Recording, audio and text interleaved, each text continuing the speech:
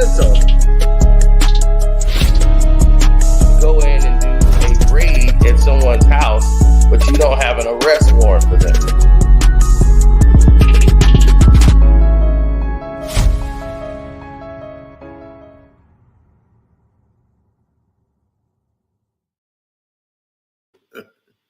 Yeah!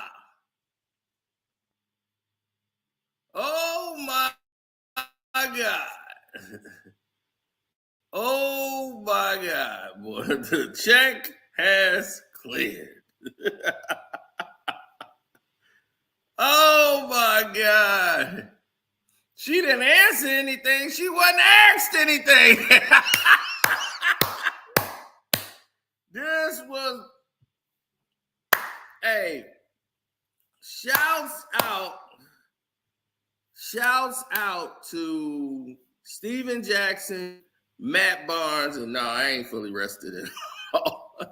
Matt Barnes, Steven Jackson, and oh my God, Kamala Harris, Kamala Harris, Cammy Harris, whatever you want to call her today. Thank you so very much. And I mean that to the bottom of my heart. Thank you for this entertainment this morning. I laughed so hard. I have not laughed this hard in a long time watching an interview. This was the funniest thing to ever watch. And you just got to know what to look for.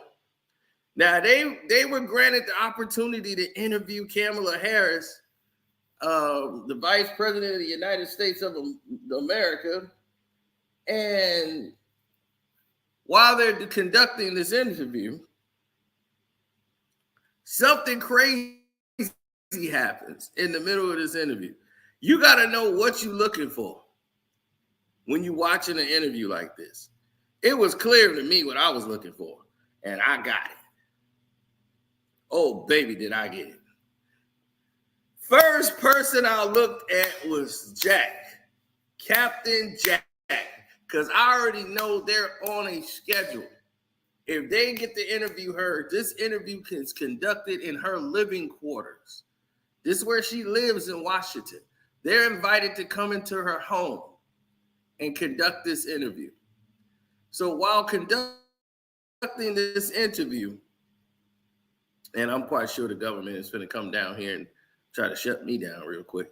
Now, while conducting this interview, they were able to amass a lot of different things. But nothing was more bigger than watching Jack try not to fall asleep. This was the funniest thing ever. You got to know what to look for. You already know this is not happening at a time that Jack is used to being awake. And this is probably the longest time Jack has went without smoking. And they was like, you cannot be high and you can't be smelling like a tree when you're around the Vice President of the United States. So you're going to have to clean it up, Jack. You got to be ready. So watching Jack trying to keep it together is the funniest you ever gonna want to see. Jack is trying to keep it together. It is so funny. It was like they all sitting there like little school kids, and Jack is trying to sit up. Jack, head straight up. Jack then repositioned about 15 times. I'm cracking up like, man, I don't think Jack gonna make it. I'm like, I don't think Jack gonna make it through this interview. Man, I swear to God, this was the funniest interview in history. If you know what to look for, you are definitely gonna enjoy this interview. Oh my God. Now let's get to the line of questioning. Everybody wanted to know that I see it. Everybody like, Cito, did you see this? Cito, did you see it? Cito, did you see it? Kwame spoke on it. Cito, did you see it? Cito was asleep. Cito was asleep, completely knocked out.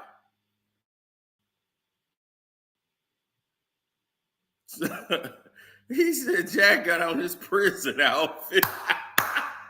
Well, he's sitting right next to the person that'll sit him.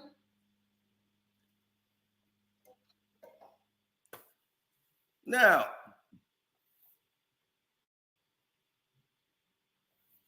oh my gosh. These dudes are official sellouts. The gloves is all officially 304 for life. I mean, they are liberal people. Jack made his bones in the NBA, and he made his next bag when he was about broke. Made his next bag off of George Floyd, his brother Georgie.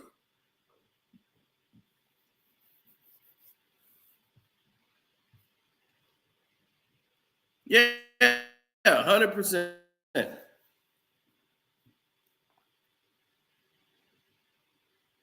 It was crazy.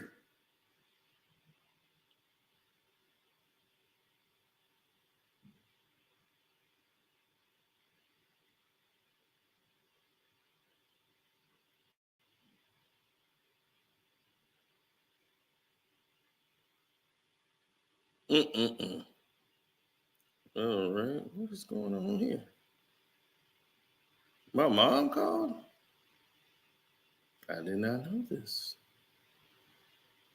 I will address that. Gotta call mom back.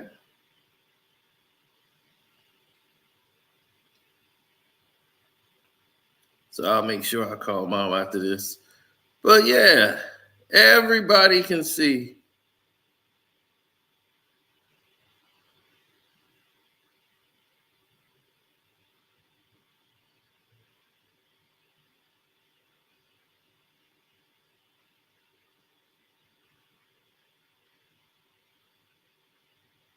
Mm-hmm.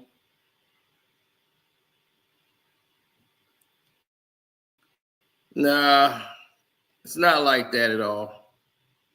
But what you want to keep in mind is when you're doing any type of activity, and I mean any type of activity, you got to keep in perspective what they expect from you.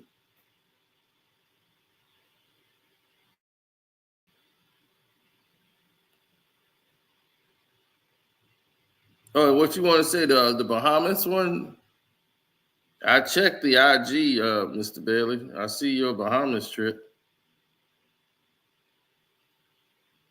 You and your twins.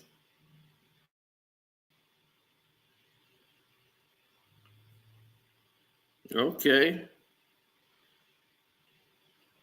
He over there in Nassau. Enjoy your vacation, brother.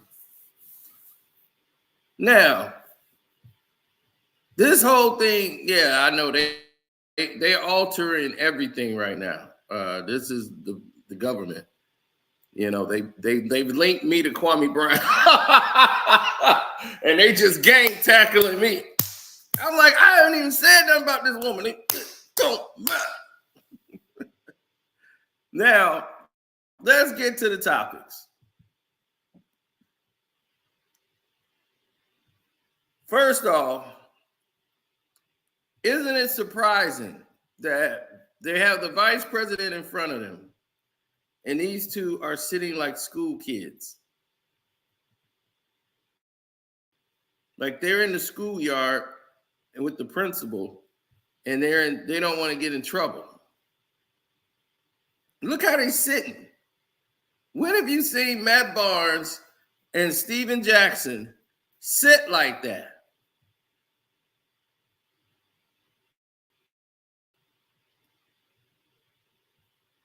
They sit there like Secret Service got guns on them, telling them they better not move. Watch your hand movement. Keep your hands in your lap.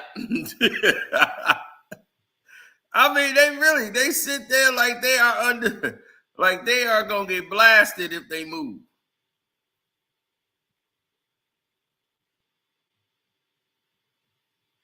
Don't slouch. Stand up straight. They had to sit like that through the entire interview. It was not a comfortable interview at all. They basically sat there in their chair like little boys with their hands folded in front of their body. And they were like that the entire interview. And Jack they was like, Jack, don't move. You stay right there, Jack. And Jack is trying to stay away. He's fighting it as she's spinning everything she could spin. She came up with lie after lie after lie. Nobody cares about Doug, okay? All right, look. Your husband gonna be the first man in the White House. He's gonna be first man. Meet first man Doug. Hey, nobody cares about Doug.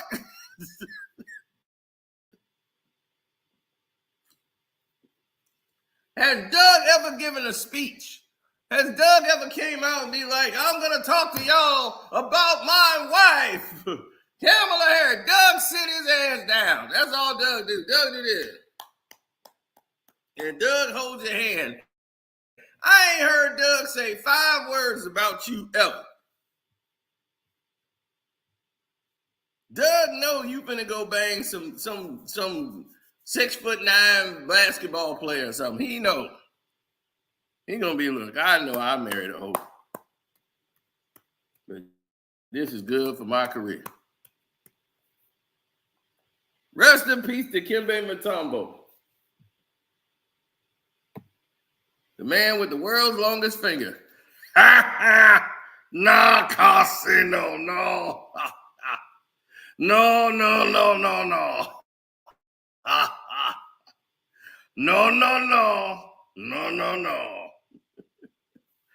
Rest in peace, brother. I did that. I did the voice in front of him and everything. I'm no. And he laughed. That was fun. Yeah, he came out here to Chicago, and this is what's weird about Dikembe Mutombo. We'll talk about this really quick.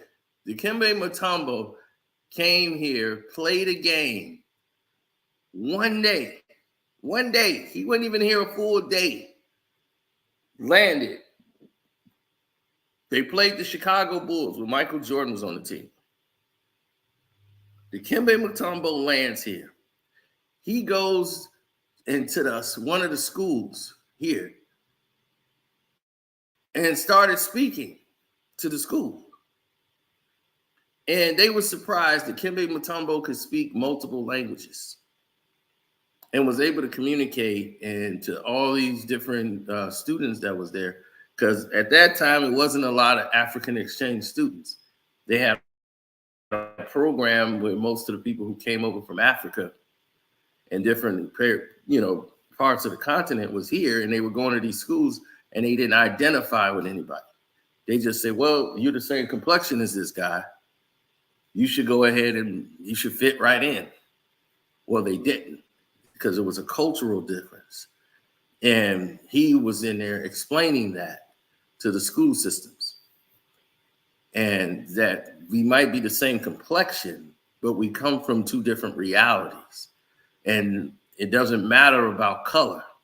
And this is what he was talking about with racism and colorism, is that white people and black people come from different cultures and different environments. So only when they're integrated and they grow together do you understand that you break those barriers.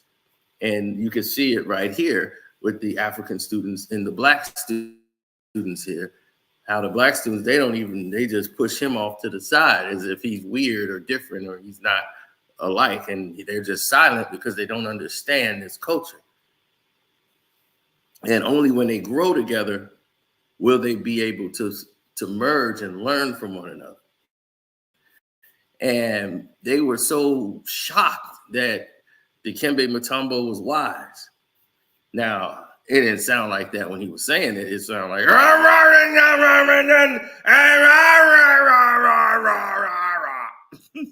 so he had a very grovelly, very heavy voice. But that was the message that he wanted to implement, and you were seeing it in real time. And I was like, I know it because I went to school with a guy whose name was Sylvester, his American name. He was from Africa, and his name is Kofi. His African name is Kofi, Kofi. And he was the only African exchange student in our class. And Kofi, when he came to our school, he was adopted, and the family that adopted him named him, told him he had to take an American name, and they named him Sylvester. And he hated this name. And it says Sylvester. He'd say, yeah, I had to choose an American name. And we was like, well, what's your name? What do you want to be called? He's like, my name is Kofi. I'm like, well, then that's what we call you. You Kofi then. You ain't got to be called that. I don't care what the paper say. If you say your name is Kofi, I'm going to call you Kofi.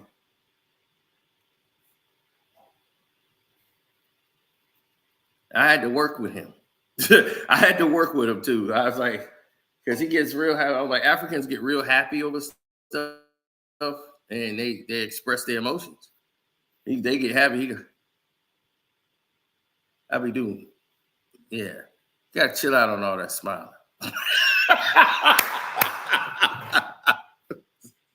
You gotta wait till somebody tell a joke. All that smiling is not gonna be. I'm happy. I'm like, okay, happy, be happy inside. You gotta be happy on the inside. This Chicago. Can't be happy all the time.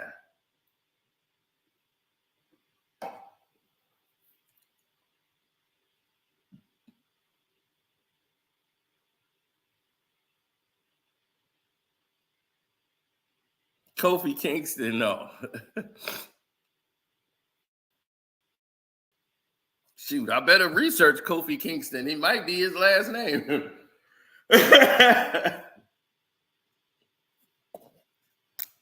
Me no like. Yeah, it was a bunch of African jokes that black people were throwing at him. Man, he had a rough time at the school. You know, African booty scratcher, all this. Man, they had so many racial, and it was all black folks doing it. I feel bad for him.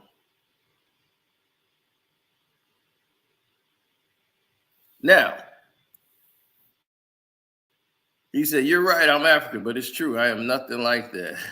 And to this day, I find it strange they all do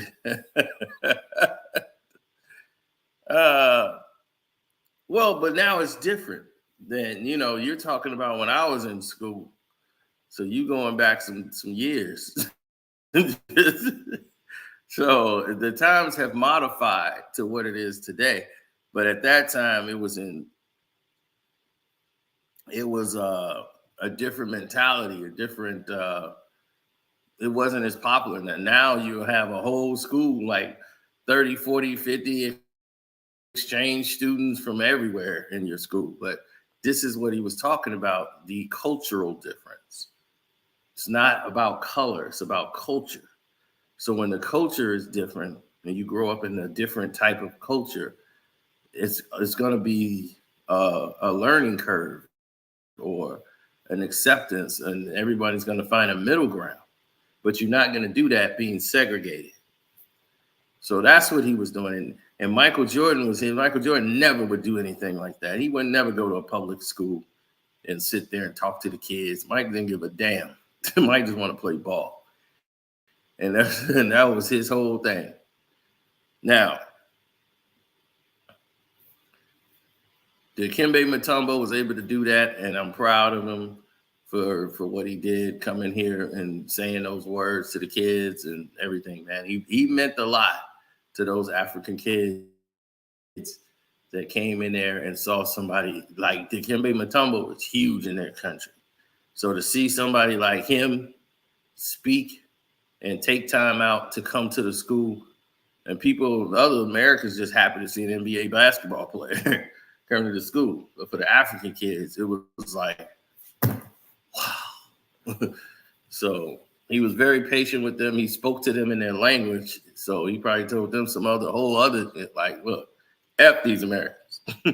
They getting your word, chop right to the throat.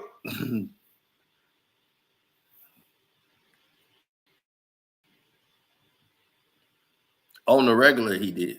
He would leave everything with the kids up to his mama.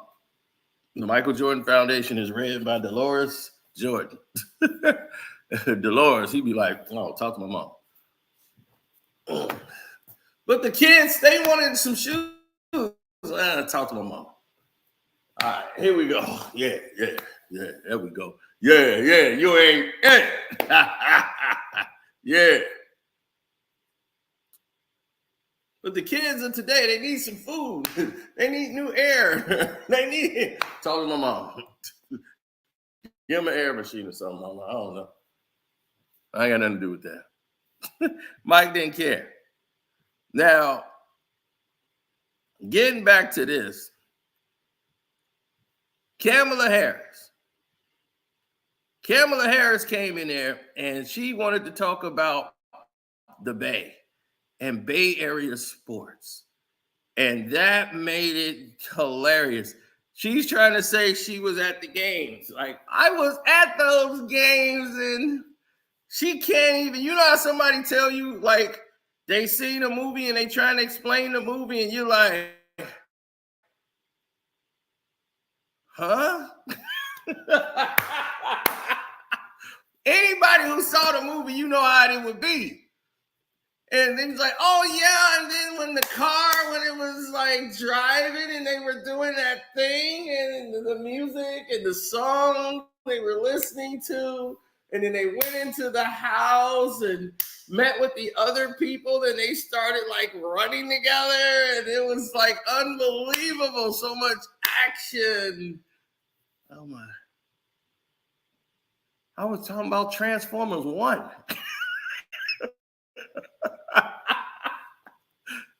You mean the cartoon characters that was running together? You know, it's like she was so off base. She was like trying to relate, like any question they asked him. Do you remember the time when the song Flashlight came out? Oh, Flashlight. Oh, I remember. So my mother be cooking some greens in a tub because we got a big old party coming on.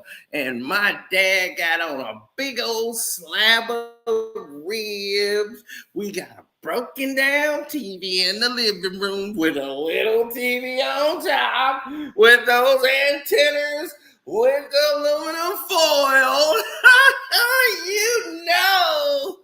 I mean, like, this woman here will create a narrative and a story out of anything. Oh my God. And poor Jack and Matt, I love this interview.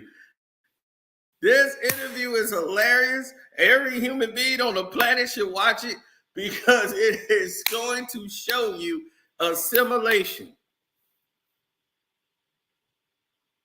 Now, they've had how many people on their couch and in their chairs? Countless. And I mean multi-billionaires. You got owners of basketball teams. You've had everybody there. You've never shown this much respect to any of them like you just shown to the Vice President of the United States of America.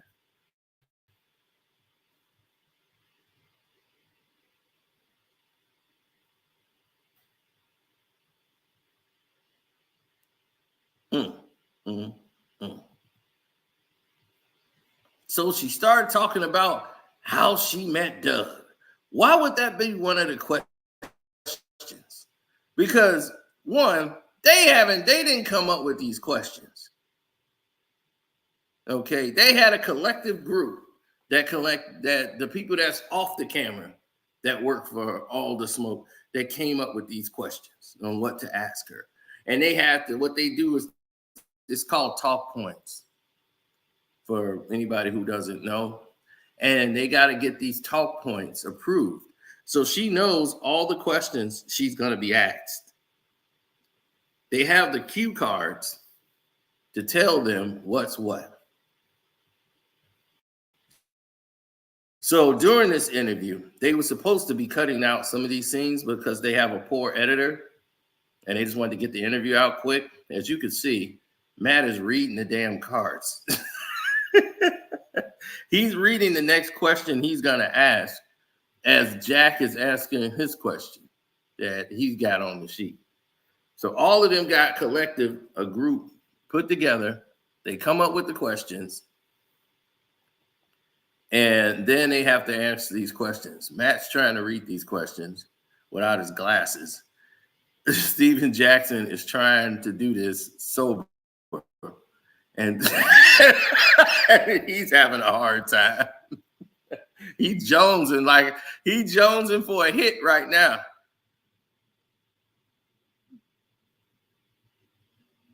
I mean, Jack questions were very simple. You know, Jack had about two questions, probably one question all together.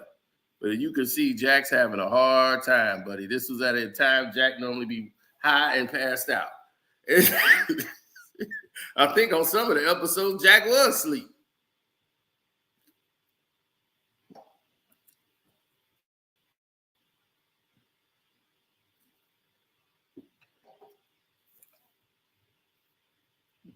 But I like they trying to be serious. They trying to make their show and take it to another level where it's not all about smoking and all this. They're trying to take it a little serious.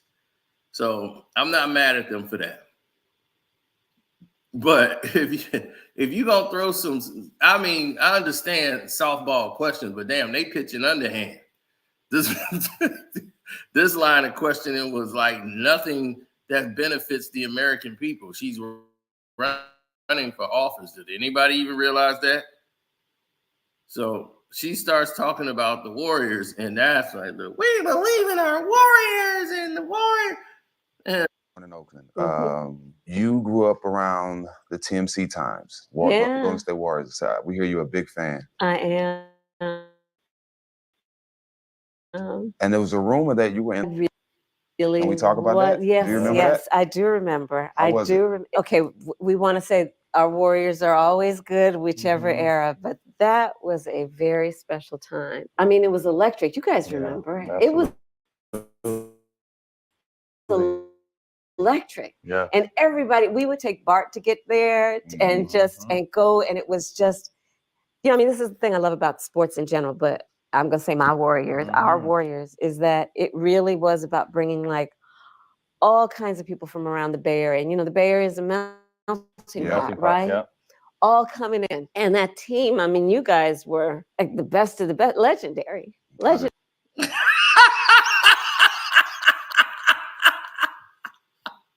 you ain't watching no games.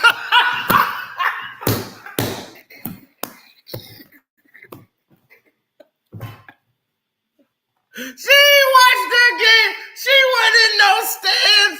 You ain't gonna find a ticket stub nowhere on the planet. She ain't see a highlight on ESPN. She don't remember Jack. She don't remember none of y'all niggas.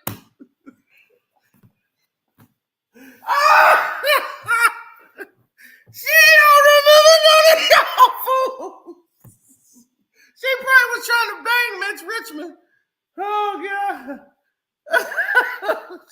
She remembered Tim Hardaway and Mitch Richmond. She don't remember y'all. It's a rumor that when y'all played, you guys were the best of the best. No, they wasn't. Oh, my God. Oh my God. No, she talking about the We Believe team. Yeah, she talking about she was a fan of them since the TMC, run TMC.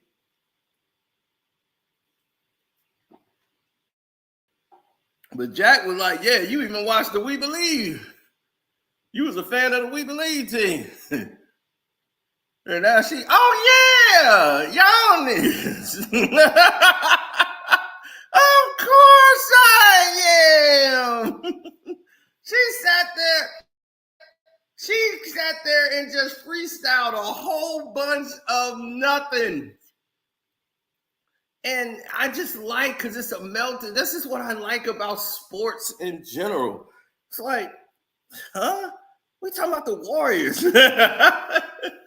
You know, it brings everybody together, and you guys were great. You guys were like the best of the best. I'm like, no, they weren't. Oh my God. That's why they're the We Believe team. They weren't one of the best of the best.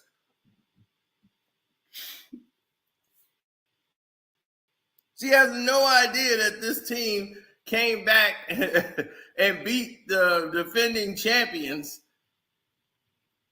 Won a series they had no business winning.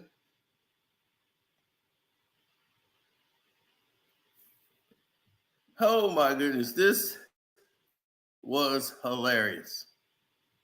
Yes, she's lying. She has no idea who that team is. Legendary. You know what's funny, not to cut you off, is I went back in 2017 with Legends. You guys were legends. No, they weren't. Then they talked about all the exodus of the Oakland sports teams. Good teams. Yeah. And Right. They were good teams. Not just good teams. Good. Let's listen to her breakdowns of these teams. I go to the Bay Area, It's sad. and you know, if you like land at Oakland Airport and just pass Coliseum, it breaks my heart. Yeah. And good teams. Yeah. Yeah, good teams. Not good teams, but good. We need that good team. Oh shit! Hold on, I might have to stop. Did Kamala Harris just send me something through my phone? Oh man, no, that's the VP debate. Oh man, I said, oh hell no. I said, hell no. We finna cut this live right now. The vice president mad as hell at me. We finna cut this live and run. The government was on my ass. I got the Elroys on my ass. Oh man, I'm about to take off. Man, I was like, wait a minute, that Kamala Harris? Now, she just lied. Now, the exodus of Oakland sports teams is because they're putting all those people out of business. And that was a good question that came up. Since she's from the Bay, but she mostly represents San Francisco. That's where the money is. And the mayor of Oakland and all the people there in Oakland are not going to pay any money to keep the sports teams there because they basically can't afford it. So the Oakland A's, everybody's out of there. It's going to be over. And Oakland will no longer have sports teams, which is going to put a lot of those vendors out of business. And most of them are out of business. Now, here she says she was raised to be a black woman. Now, this is what's crazy to me in the whole interview. I'm really clear about who I am, and if anybody else is not, they need to go through their own level of therapy. That's not my issue. Their issues, right? My mother was very clear. She was raising two black girls to be two proud black women. Now, why would your Indian mother be raising two girls to be two black girls? This is the craziest thing I've ever seen in my life. This woman has never, ever claimed to be black. When she was running for office, she was Indian. Okay? She supported the Indian Act, where she gives the Indian people, her mother, race, money, billions. Every year, she's giving out multi-millions of dollars to them. Haven't gave the black people a dime. But your mother knew she was raising two black girls. When you damn sure don't like being a black girl then, because you don't give them a goddamn dime. Your Indian mother was raising 2 black women. You knew you got Jack in the mat in front of you, because I'd have cut you off right there and be like, whoa a minute, ain't your mother Indian? Why? So your Indian mother knew she was raising 2 black girls. And who were they? Because they weren't you. They definitely weren't you. And if you was black, you never claimed it. Ever. You sat down over there. That's like that. I mean, damn. Mindy Kaling can say she black, and we'll believe it more than you. Mindy Kaling, she darker than me. I don't see Mindy Kaling saying she black. Matter of fact, you was on her show, and she said, "Oh, we finna do some cooking on the show, and you're Indian, right?" She's yeah, well, yeah, I'm Indian. So you should know these dishes. But now you cooking greens, you frying up some chicken, you doing. I'm like, I've never seen an Indian woman conduct herself in this way. And I'm friends with a lot of Indian people who actually married and dated black people, the wrong ones, but they did. They got babies by them and everything. Now, they did not cook black foods because they didn't know what that was.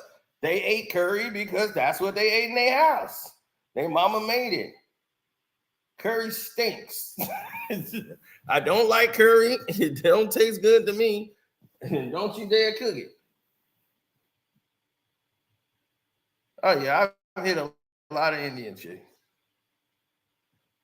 Not like put my hand on them, like hit in a good way. But so yeah, it's entirely different. 100% different.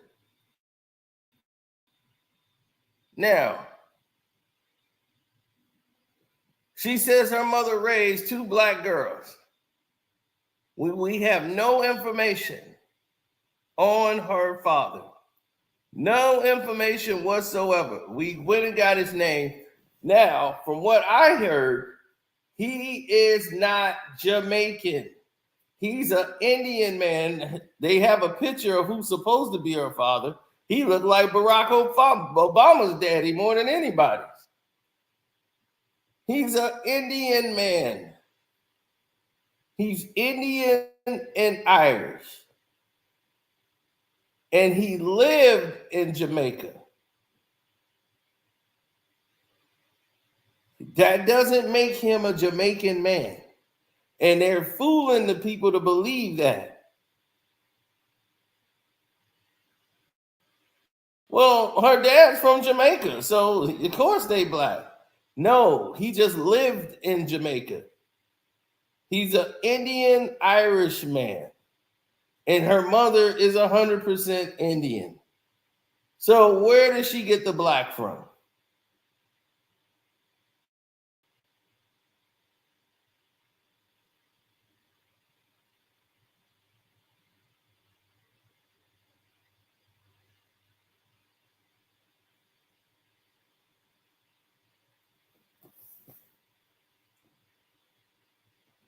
They deceive you with the fact that, like, hey, it's the Jamaicans. He's Jamaican, so you automatically gonna assume he blacker than my goddamn tires when you say Jamaica. They got white people living in Jamaica. They got so many people living in Jamaica, it's crazy. You got white Jamaicans. You got white dudes with dreads going, yo, what's up, man? Yeah, what you doing over here, bro? What's up? Yeah, bomba clock. Yeah, no, bomba clock. No. Shoot, you got white dudes out there with dreads.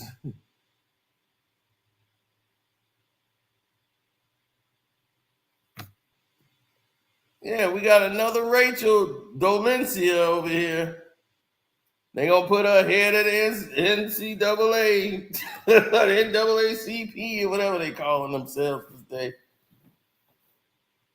You got Chinese living in Jamaica. Yeah, you got Chinese people in Mexico. They own a lot of the businesses in Mexico.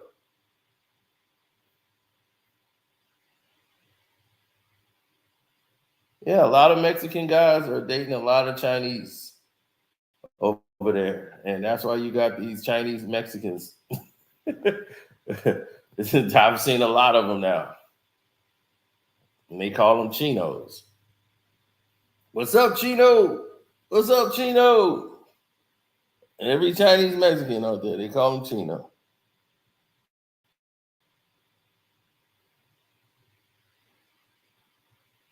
Yep. So, once again, she's in here defending her race and her nationality. Why do you feel the need to express your nationality when that's not what you're running for? Now, here's the only question that was asked that made any sense. Let's see, can you briefly explain, because I think sometimes there's misconceptions of the power of the president or the power of the vice president.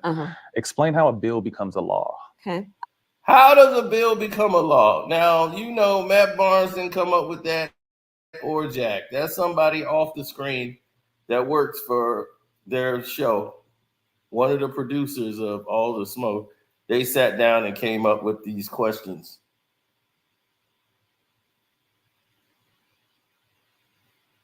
Rachel had good intentions. So,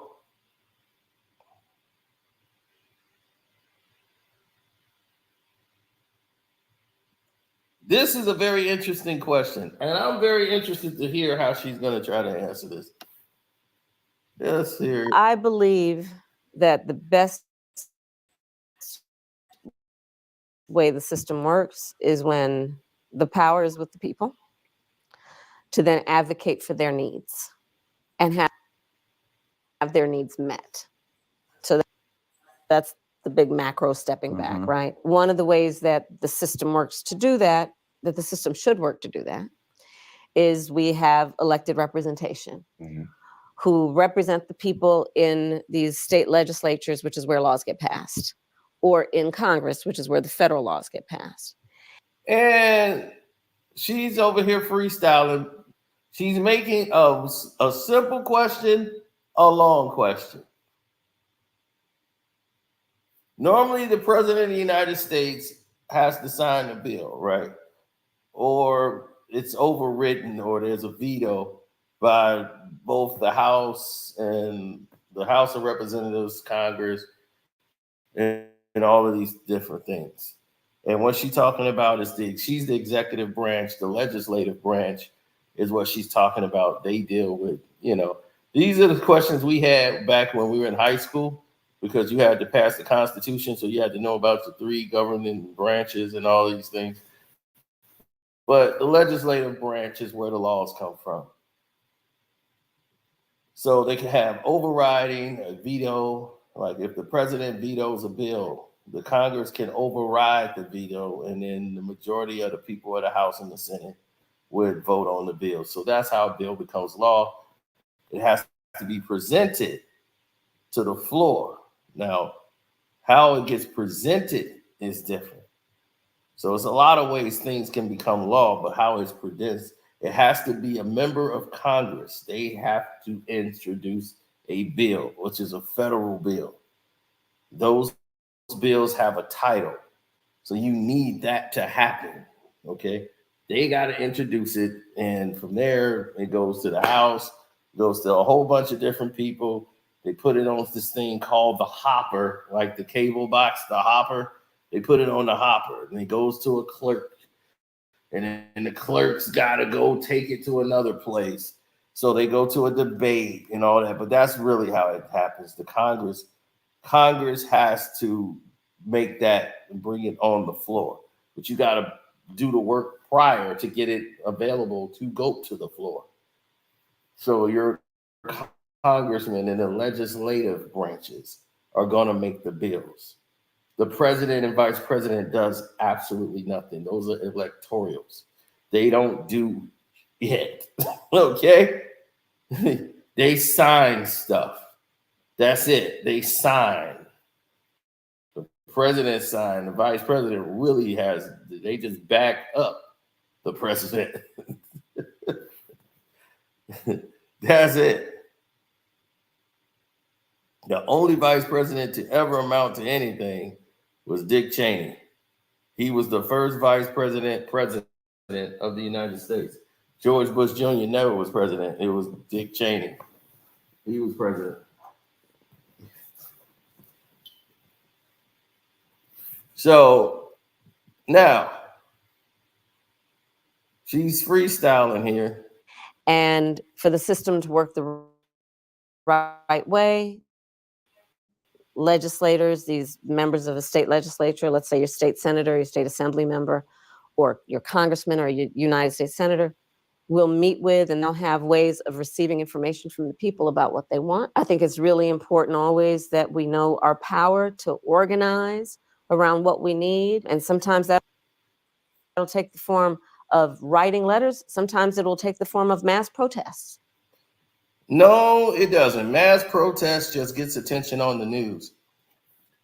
Bills get made not from mass protests. Okay? Mass protest is a good way to get people to get in the streets. And we've seen that after every black young man is killed by the police or someone else, we have mass protests. And did any law come behind that? No. You need action. You need action in those polls, in those meetings, and you need to go to the poll and vote out these people who are not listening to you. If you're not listening to the people, we're going to vote your ass up out of office. And it's not about the president and the vice president and none of them and the electorals. It's about those judges that's on that sheet.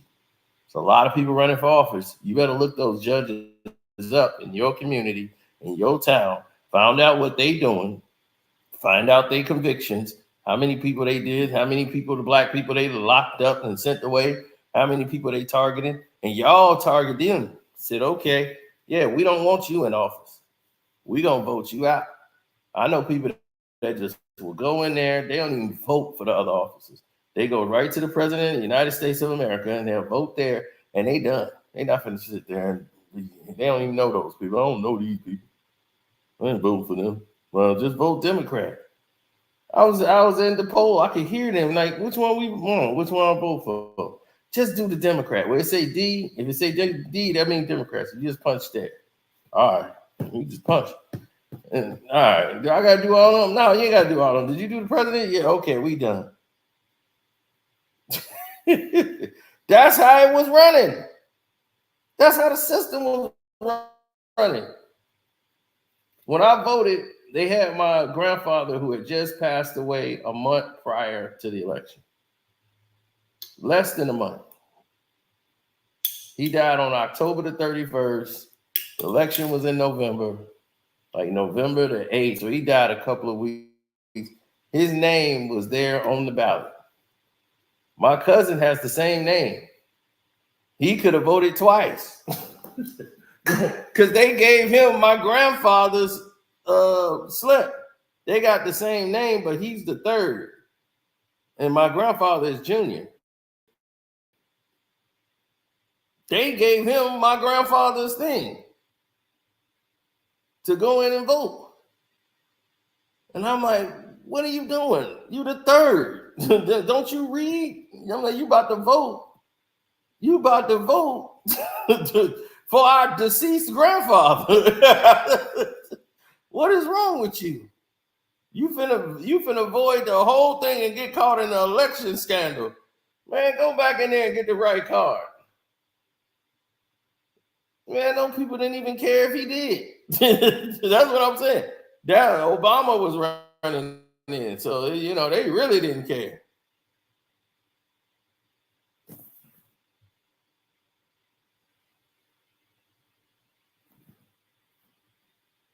Now,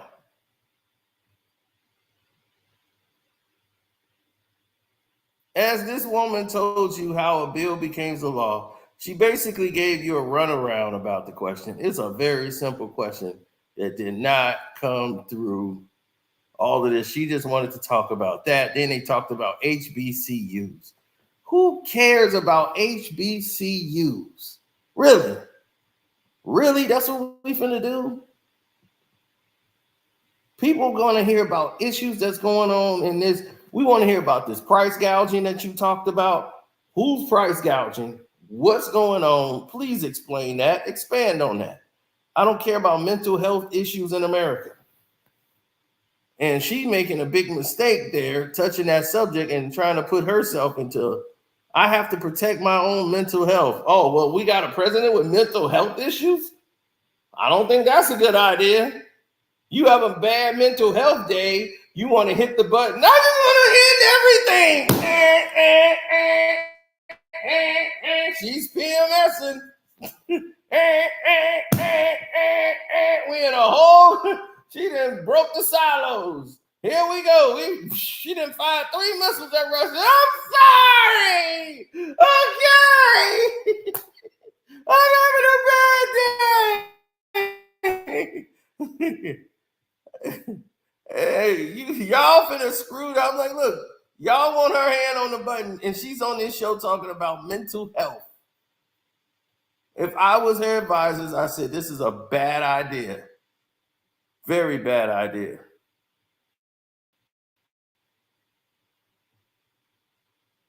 That's misogynistic, saying that her hand's on the button. I mean, I've seen men PMS without having PMS.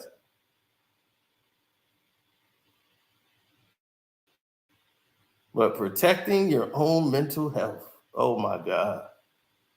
Know how to get it out. It's a defense mechanism. Yeah. I have a question along the mental health line. We spoke to Kobe and you know, I did his last interview, and I asked him, you know, over his long career, was there any negativity or hatred or disrespect toward you that he heard and hurt? And he said, I heard it all. Yeah. And he said that it all hurt. As someone who's been the first in a lot of spaces you've been in, a woman of color, knocking on the door to possibly be the next president, how do you protect your mental health and your mental space? Well, number one rule, don't read the comments. They're nasty. They're nasty. I'm serious. Yeah. Don't read the comments. Just let's start there. I work out every morning. All right, there she goes. She keeping it tight. She work out every morning. Look at her. She's like, yep, I work out every morning. I got to get ready for Willie Brown. Willie Brown still can get it. Willie Brown going to be in the executive office. You know what Willie going to be there for. Doug ain't going to have a chance. Doug, they're going to be Doug. I just sit here and clap. Like, your wife is in there with Willie. Hey, she's going to do what she do. I just sit here and clap. I'm the first man.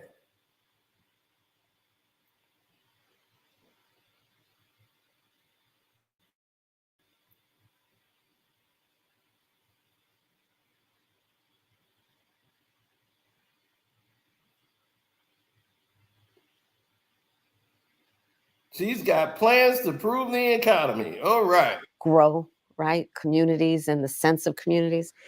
I love our small businesses. And so a lot of my work in terms of building and growing the economy has focused on small businesses. And my vision overall is we need to build an opportunity economy in which we increase opportunity for all, including small business owners. So a lot of my work, even in the Senate, was about increasing access to capital through our small businesses, and in particular through our community banks. So I've been responsible for billions of dollars more now going into our community banks because they're in the community, and then they know who's in the community and where the talent is and who's doing good in the community, what the community wants. And so part of my plan as president is to give small businesses, startups, a tax deduction of $50,000 to start up. Because right now the tax deduction is $5,000. Can't do nothing with that. That's exactly right. And see, so She's going to raise it from 40,000, from 5,000 to 50,000. Now, who's paying for that?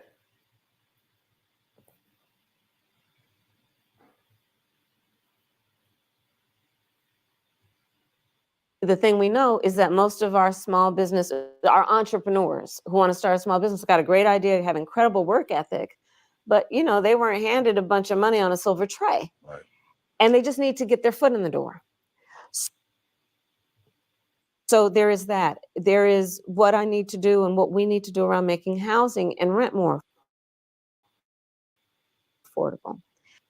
And how are you going to do that? Part of the problem there is we have a housing supply shortage. My plan includes giving tax incentives for home builders to build 3 million more homes by the end of my first term to increase supply to bring down cost. No, you're going to increase costs because what's going to end up happening is, oh my God, this is such a nightmare. This woman is going to get all these homes built. She's the one that's thinking more is greater. Anybody can have more of something. It doesn't make it greater. If I make a bunch of paper houses compared to one house that's made of brick, which houses, you can have 1,000 paper houses, but the one house with the brick is going to last. Okay? And these new paper houses that you built, the insurance is going to be so high because those parts is going to break down in 2 to 3 years because you're going to give cheap parts and cheap labor. And instead of using quality materials that would last in these homes, it's made cheap.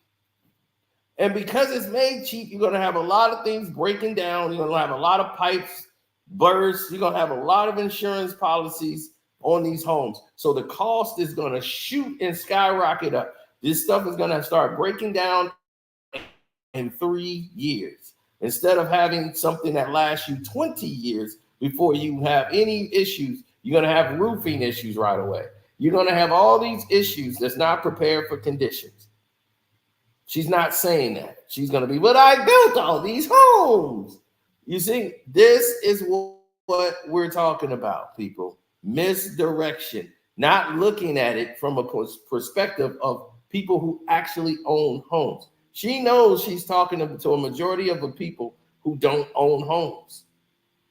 They don't understand housing. They don't understand what these things could actually do.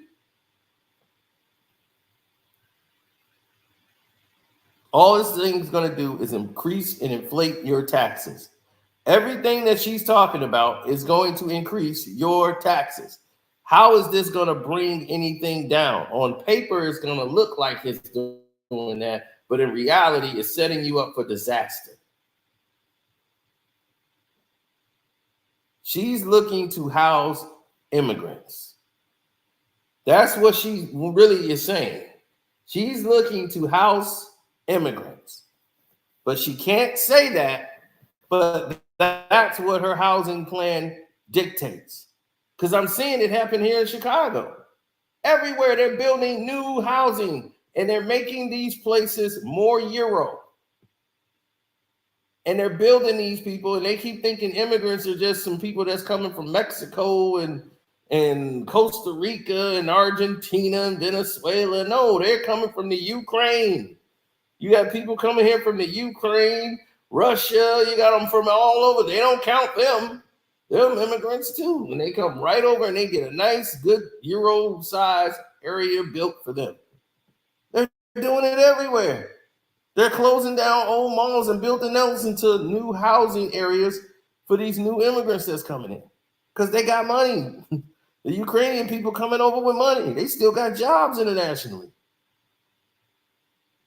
Asians too. And the Indian Americans that I told you about on One Crack News. I took you through the communities. That it's racially profiled. No black man can live over there. They won't allow it. The rental agency, the place where you got to go and qualify to see if you can even stay over there, they won't rent to you. That is owned and it's ran by Indian women. And they're in high value, high property real estate. Everybody over there, I've checked. They are doctors. Almost all of them are doctors. One is a lawyer, one is a teacher at the University of Northwestern. But majority of them all work at the hospital. Like about 30 to 40 of them all work at the hospital that live in that area. Then the wife, most of them are doctors or lawyers.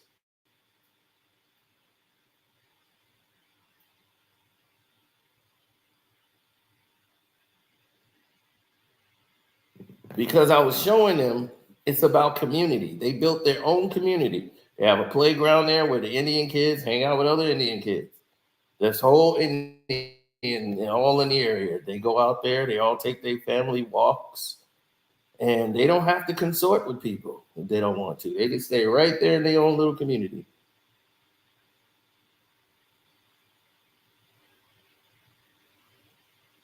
And this is America, but yet you try to live over there. Won't happen.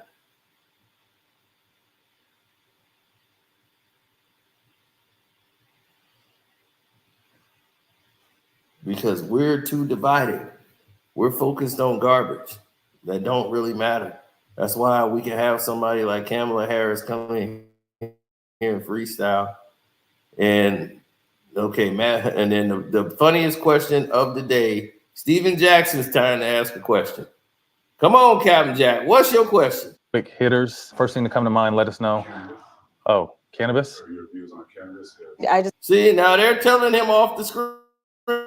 They got the Captain Jack question about weed. I want to know about weed. Captain Jack, they want to know about weed. Now they asking the question off the air. Like the guy is off the screen asking the question.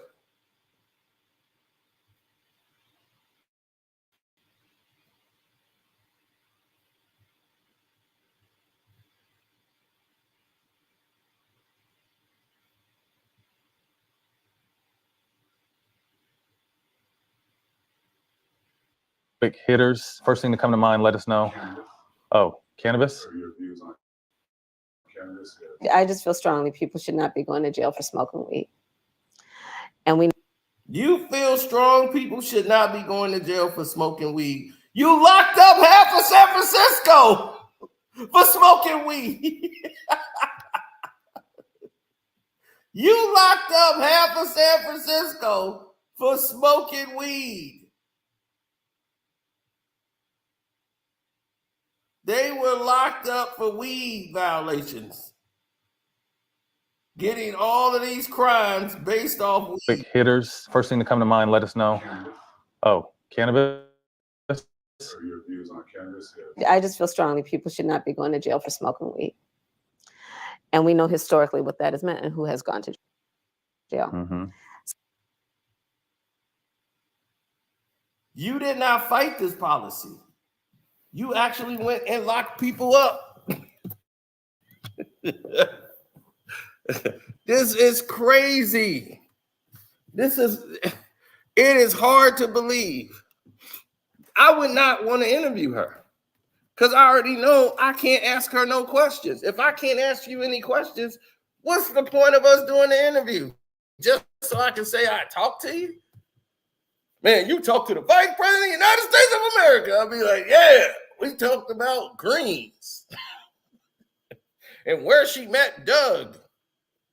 We asked her what was her plans, and nobody had any pushback on anything. I mean, this is far beyond softball. This is underhand pitching to its finest.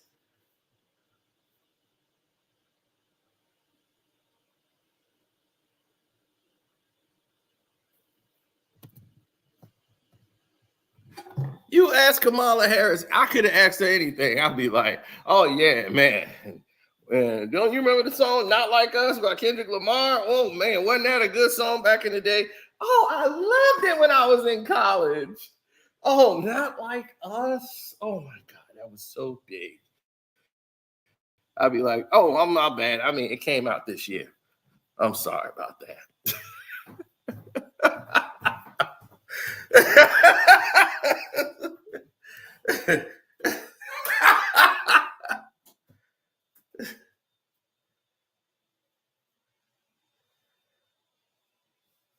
Kamala got her secrets. Of course she got her secrets.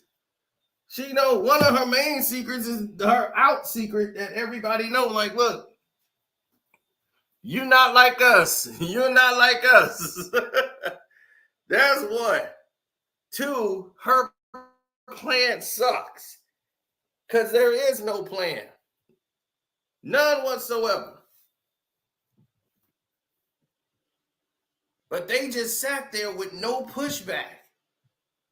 Second, I just think we have come to a point where we have to understand that we need to legalize it and stop criminalizing this behavior. And I've actually, this is not a new position for me. I have felt for a long time we need to legalize it. So that's where I am on that. I love it. Well, okay. She said weed, not cannabis. Pay attention.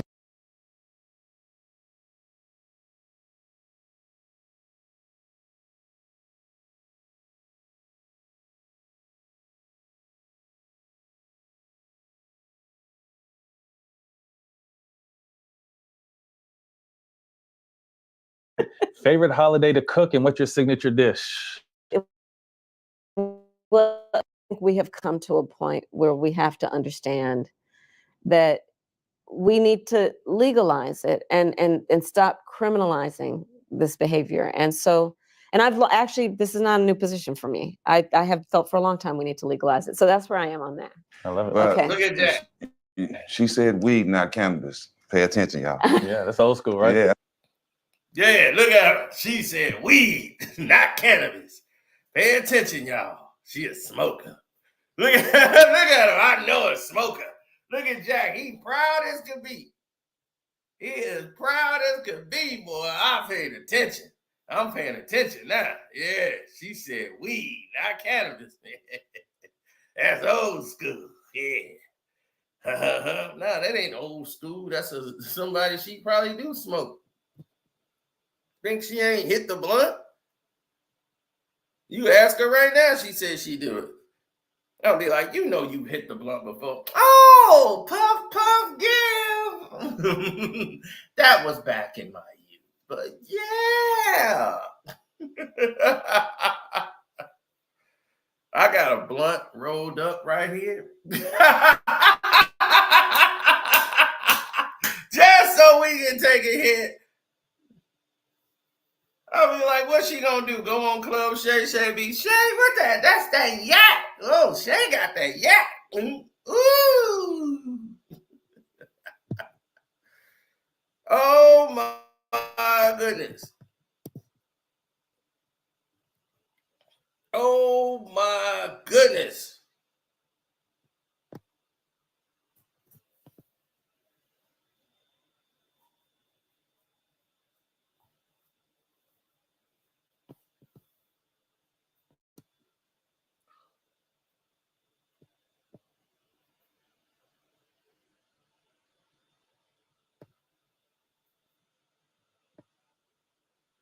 Mm-hmm. Well, see, Shannon Sharp was supposed to have this interview, and he lost this with the Michelle thing. That's my Michelle. Oh, that my Michelle. Yeah, that my Michelle. That my Michelle. Yeah, my Michelle. Yeah, my Michelle. She was smoking in college, listening to Tupac. Tupac was 9. Yeah, she still ain't clarified that. She gonna be, there was so many Tupacs out there, you know. I just call them all Tupac, like they were a group. Because he was friends with everybody. Yeah, even at 9. So I met Tupac as a collective, like that kind of music.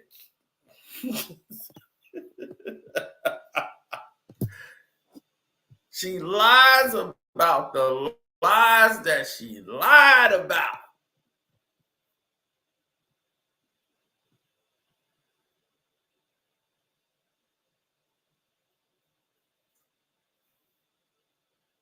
Get some Alexander O'Neal in there. She's a fake baby.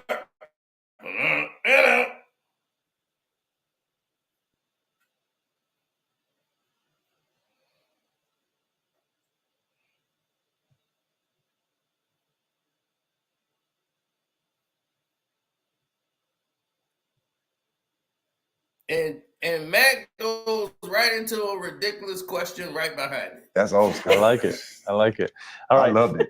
Favorite holiday to cook and what's your signature dish? Favorite holidays to cook.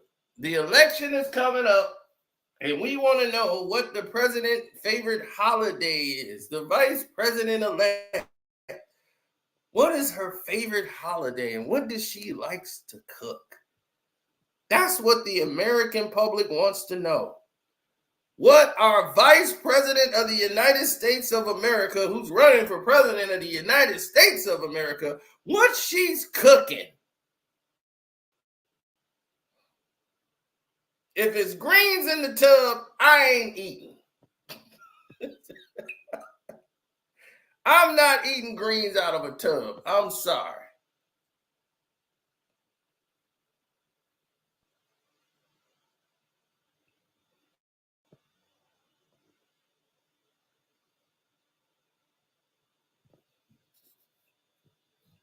Bathtub green. I'm like, I've been in every black household there is. I've never seen anybody cooking greens in the tub, ever. Be like, stir it up good. We got a lot of people coming over. We had a pot that was big that you had to get on a step stool to get in before they could wash it in a tub.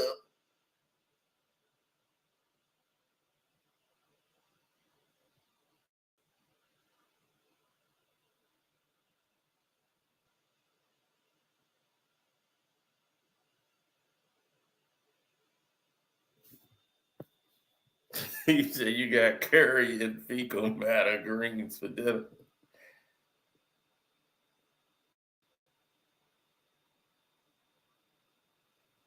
Oh, she know Willie Brown.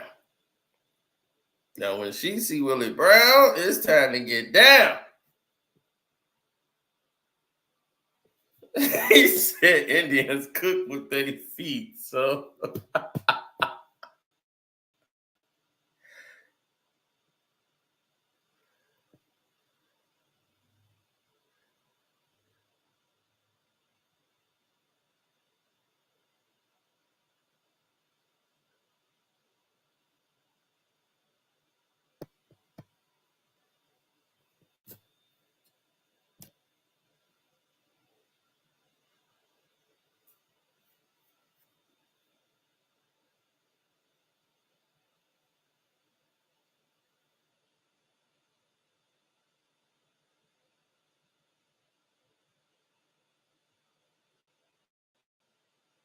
Willie took her to Pound Town. Him and Montel Griffin. But that's not even the point. Who took her to Pound Town and all that? That's not even essential here. We know Doug is just there just to be Doug.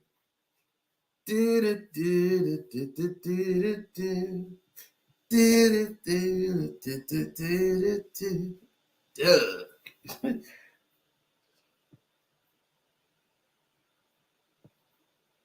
She looked like Jet Li in a wig.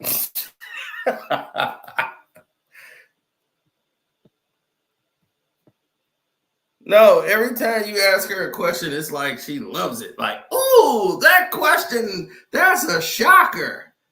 No, these are the questions that your talk points was given to her. She approved these questions.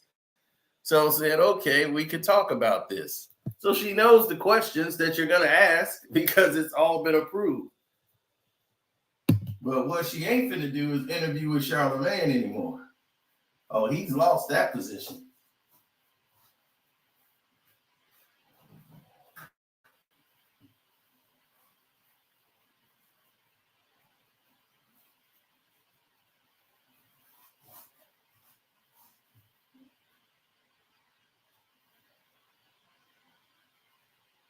that's what happens, when you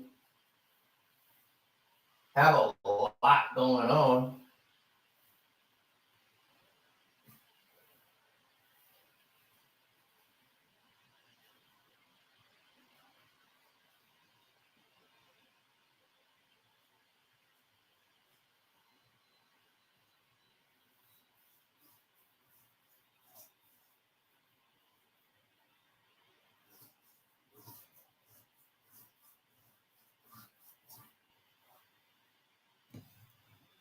Oh, why wouldn't she?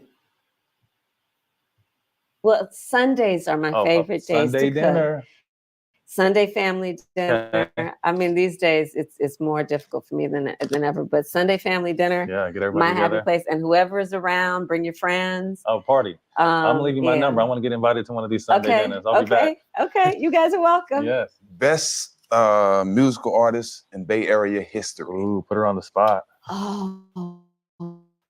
Oh, ever?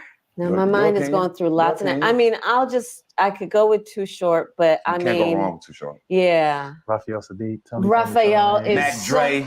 Yeah. Tupac had his. Yeah, he claims his propers. Yeah, he claims they're 40. Yeah. 5 dinner guests that are alive. I'm gonna get emotional when I say this. My mother and my husband never met. Oh, okay. My mother passed away before we got married. So if I could put him at the table Yes. with my mother, Okay. Shirley Chisholm, first Black Big. woman to That's run for big. president. That's big. Oh, Our and first time I hearing would that one. so Don't love know to who she sit is. with her. Pick her brain. I yeah. would so love to sit with her. I mean, I feel. Now, that's very interesting that they say that, because Shirley Chisholm was just played by Regina King. So most people do know who Shirley is. They just made the damn movie, Shirley. So most people right now would know about Shirley Chisholm. Because they just made the goddamn movie. Just like Netflix, they love to do that. So they do know. You tell me you haven't heard about Shirley? Y'all know y'all heard about Shirley.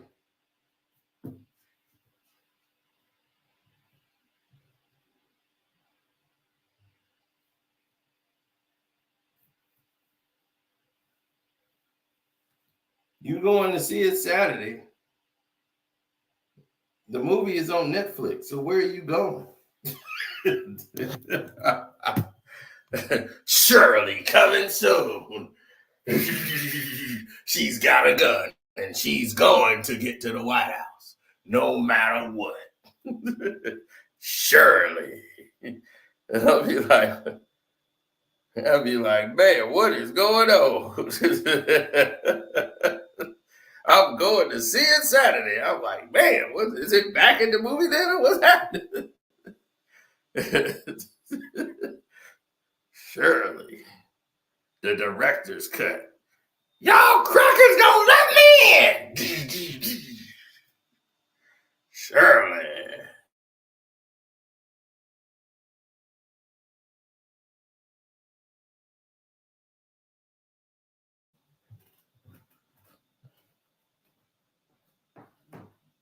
Where's Ja Rule?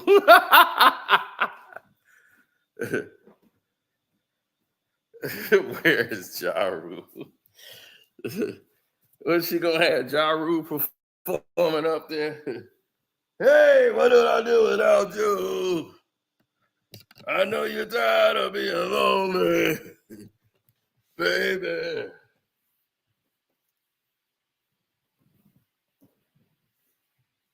No, she was out there getting hit by Luke Campbell. Luke had her. She was on that stage. Pop, pop, pop, the thing. Pop that thing, baby.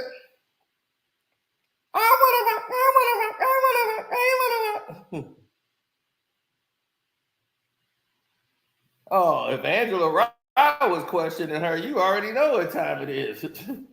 That's even worse than softball. That's like throwing the ball up and you just swinging it with the bat. Crack.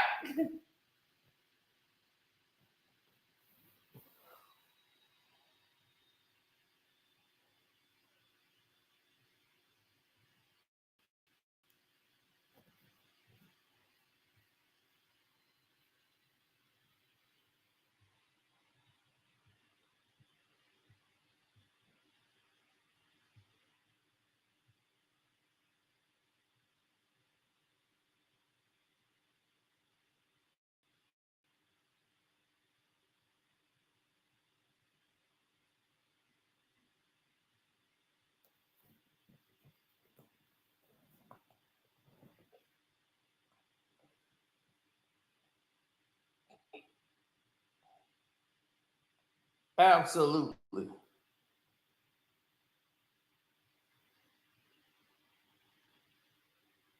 Oh, I like the interview because it really highlights exactly what the issues are in America. The issues are the people who are running for office and not the people that should be president of the United States of America. That's just all to it.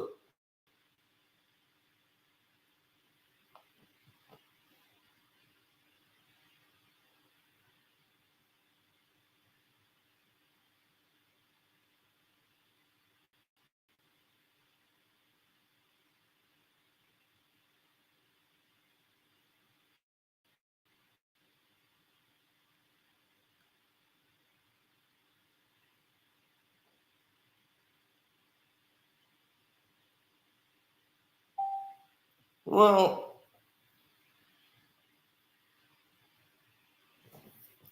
you have a lot of things that are not designated.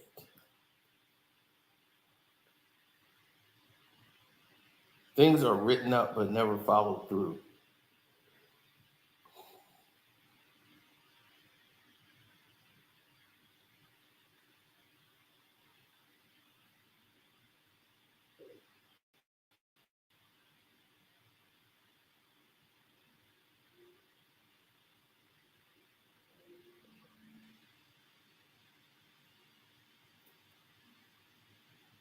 Well, today was opening day for a lot of teams.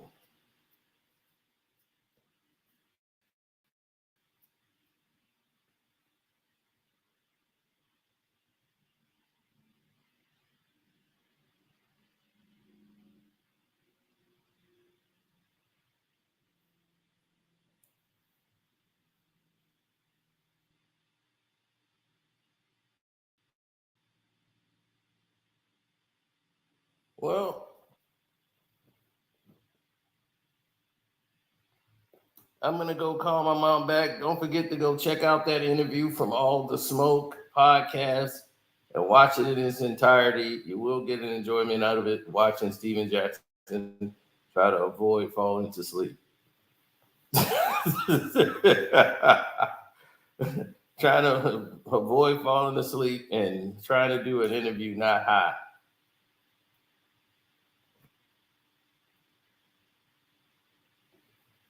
And you gotta sit up straight and keep his hands in front of his lap. No subtle movements.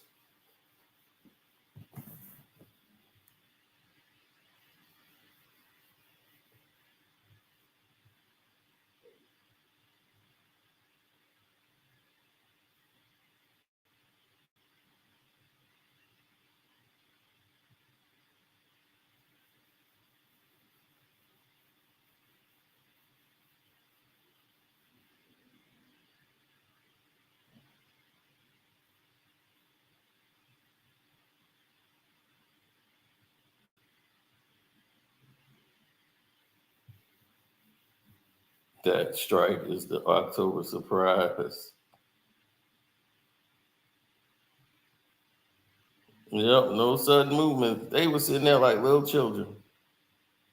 Nobody else has ever gotten this kind of respect from them.